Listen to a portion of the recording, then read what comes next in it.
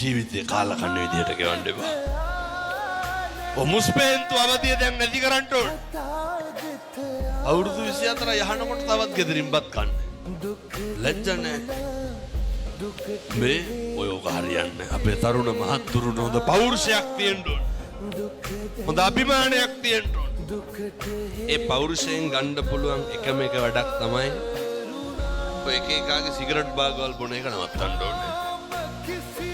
මේ මොකක් හරි වුණාම කවුද ඉන්නේ කියලා දන්නේ නැහැනේ කොල්ලෝ. කවුද ඉන්නේ? අම්මයි තාත්තයි විතරයි.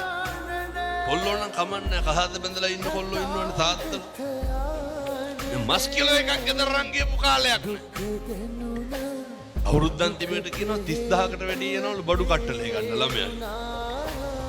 අර බීබු සිගරට් ගොඩ එක අහු කරුවා. එක සිගරට් එකකට පිටර ගෙඩි 4ක් විතර ගත්ත හිරන් හින් කෑවනම් මොකද වෙන්නේ?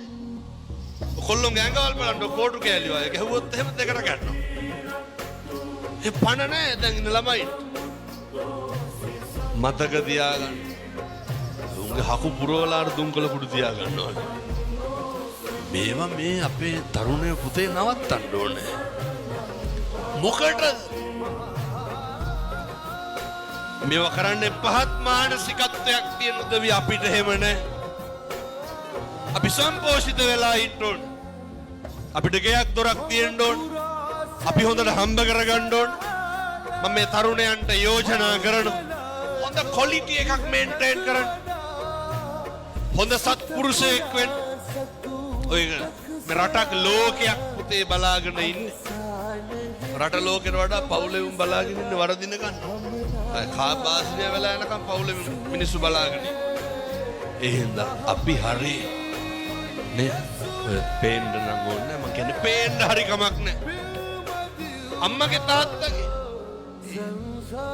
අර අදටත් ඉන්නේ අම්මා තාත්තා හදපු ගෙදර. එහෙම වෙලා බෑ.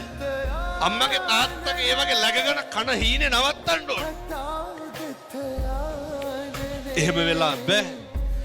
මේ දරුවන්ට තියෙන්න ඕනේ. සියලු මත්ද්‍රව්‍ය වලින් මිදෙන්න ඕනේ. මේ ගම්මාන පුතේකෙන් බේර ගන්න ඕනේ. ඔය කුඩු ගහන්නේ වයිස් ගහන්නේ ඌ අපෙති වලට පැහිවෙන ඒවා. දැන් ඉතින් කොච්චර හොඳද කියනවනම් මේ විකුණන කොල්ලෝ කියනවා හාමුදුරුවනේ දැන් විකුණන්නේ නැහැ. අබණ වෙසක් එකට හාමුදුරුවන්ගේ පන්සලේ සිල් ගන්න එනවා. පිටුතුනි පොරොන්දු වෙලා යන්නේ. මේ ධර්මයේ ආශ්චර්ය. එනිසා මේ තරුණ මහත්තුරු සියලු දෙනාම ඔය එක එක මත්ද්‍රව්‍යනේ හරි දුකයි මේ කොල්ලෝ දිහා බලනකොට. අඳින්න ඩෙනිමක් නැහැ. මේ නිදා ගන්න කාමරේට සිවිලිමක් ගහගෙන. අපේ තරුණයෝ දියුණු වෙන්න ඕනේ. ජාති ආගම් ભેදකින් තොරව. පුතේ හොඳට සල්ලි හම්බ කරන්න. හොඳට මහන්සි වෙන්න. අම්මගේ තාත්තගේ යුතුයකම් ටික කරන්න ඕනේ. සහෝදරයාගේ සහෝදරියගේ යුතුයකම් ටික කරන්න ඕනේ.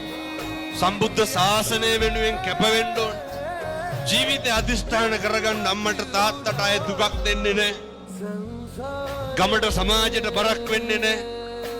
කවදාවත් පොලිසිය කියන වැඩක් නම් කරන්නේ නැහැ කියලා පොරොන්දු වෙන්න. හොඳට හම්බ කරන්න. හොඳට මහන්සි වෙන්න. උතුම් වූ දළදා හාමුදුරුවන්ගේ ආනුභාවයෙන් අපේ තරුණ මහත්තුරුන්ගේ ජීවිත ඒකාලෝක වේවා. සම්බුද්ධ ශාසනයේ චිරස්ථිතිය වෙනුවෙන් තරුණ මහත්තුරුන්ට කටයුතු කරන්න අවශ්‍ය ශක්තිය ධෛර්යය ලැබේවා. සාදු කියලා ප්‍රාර්ථනා කරන්න.